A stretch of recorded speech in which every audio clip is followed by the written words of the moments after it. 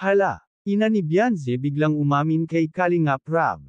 Kailan Rab nagulat sa kanyang narinig? Bago ko ipagpatuloy ang maiksing reaction video na ito, hiling ko lang na patapusin ang panunood nito para malaman ang nilalaman nito, at kung bago ka pa lang sa munting channel na ito, paki-subscribe para lagi kang updated sa video ng mga Kalingap.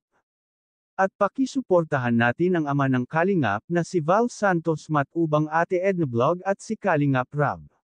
Isang mapagpalang araw sa inyong lahat mga Kalingap, at shout out nga pala sa patuloy na sumusuporta sa aking YouTube channel, lalong-lalo na sa mga viewers natin na walang sawang nanonood at sumusuporta. Salamat.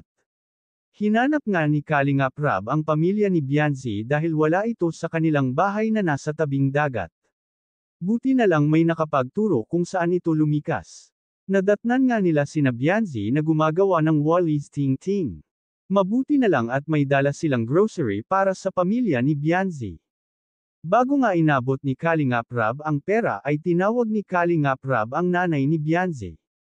Naiiyak ang nanay ni Beyonce sa laki ng pera na natanggap. At may biglang inamin ito kay Kalingap Rab na meron din daw pumupunta na ibang tao sa kanila at binibigyan din sila ng tulong.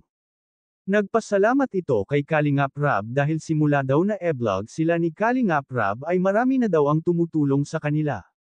Sinabi naman ni Kalingap Rab na okay lang daw kung may ibang tao na tumutulong sa kanila basta daw nakakatulong, walang problema sa kanya.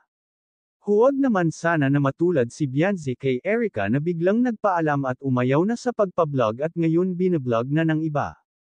Para kasing nakakaduda itong tumutulong sa kanila, baka sa susunod iba na. Hindi naman sana masama ang tumulong basta huwag haluan ng panunulot.